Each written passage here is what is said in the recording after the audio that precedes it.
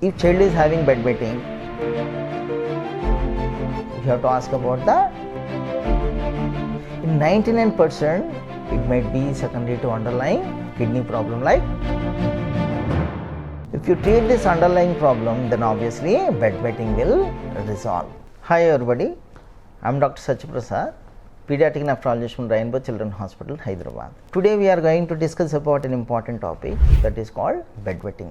The technical term is nocturnal enuresis. First and foremost thing is, this is a physiological phenomena. In 99% this is not a pathological disease, so there is no need to worry. Most of the kids by 5 years they will attain bladder control, whereas in 5 to 10% to attain bladder control it takes time. It takes even sometimes 10 to 15 years also to attain the bladder control. So what to do? If child is having bedwetting, the important thing is reassurance. We have to reassure parents that this is a physiological phenomena and usually with age it will resolve. But any child, if child is more than 7 years, if child is having bedwetting and if child is feeling guilty because of this problem, then definitely we have to use medication. Before starting medication, first important thing is we have to elicit dietary history also and habits. What are the habits? If child is having constipation or if child is eating lots of spicy salty food, if child is taking lots of nuts, sometimes it might lead to nocturnal enuresis also. So eliciting proper history is very important and we have to ask about the dietary habits and accordingly we have to change the diet. And apart from that, even intake of water is also important. Any child with bedwetting, during night time there is no restriction of water intake, whereas after dinner we should cut down water. And apart from that, before going to bed, obviously they should go to bathroom to pass urine. Sometimes we do use alarms, bedwetting alarms, or we can use simple alarm also during night. Usually they do this bedwetting in between midnight 12 o'clock to early morning 5 o'clock. So you can use alarm so that we can wake up the child and they should go to bathroom during night time. If you do regularly like that, obviously we can treat this problem. And sometimes even after changing diet and after modifying all these things and even after using alarm, if there is no response, then we can use medication also. We have medication, we have special medicine for this. This is called desmopressin. This medicine we can give for 3 months, but we won't use this medicine for all kids. Even if this problem is there in small kids like 5-6 years old kid, we won't use medication.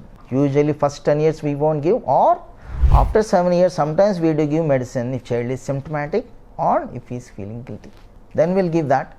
Usually we do use 3 months. If this problem recurs again, we can give another 3 months course also. This is about primary nocturnal enuresis, where child will not have any pathological disease. There you can give this medication. In 99% primary nocturnal enuresis is a physiological phenomena. This is because of small bladder capacity or maybe because of improper release of antidiuretic hormone. Usually these things will resolve with age. Whereas other entity that is called secondary nocturnal enuresis, which is always secondary to pathological disease. It might be secondary to underlying kidney problem like defect in concentration capacity or high blood sugars, that is called diabetes mellitus, or stones in the kidney or problems in the ureter. Sometimes kids will have post-urethral walls or reflux. If this problem is there, pathology is there, then these kids also will have nocturnal enuresis. So if any pathological disease there like this, obviously we have to treat this underlying problem. If you treat this underlying problem, then obviously bedwetting will resolve. Like suppose if child is having PUV, after doing fulguration also they tend to lose urine during daytime, that is called dribbling. At the same time during night also they tend to have this bedwetting. This is because of high pressures in the bladder, where normal medicine like what we have used for primary nocturnal enuresis will not work. There we have to use different medicines to reduce the bladder pressure. So using different medicine is also very important if child is having pathological disease. Suppose if child is having crystal leak in urine, like either calcium leak, uric acid leak or oxalate leak.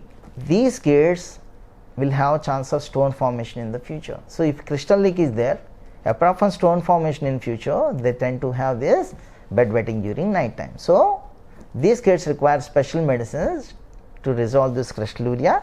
At the same time, we have to change the dietary habits also, like you have to give lots of fiber like fruits and vegetables, and we have to avoid nuts, you have to avoid too much spicy salty food and too much milk. If you do all these things, we can prevent bedwetting in these kids. If suppose child is having diabetes mellitus, means high sugars in the blood, these kids also will have bedwetting. If you treat properly diabetes mellitus, obviously this bedwetting will resolve. Thank you very much.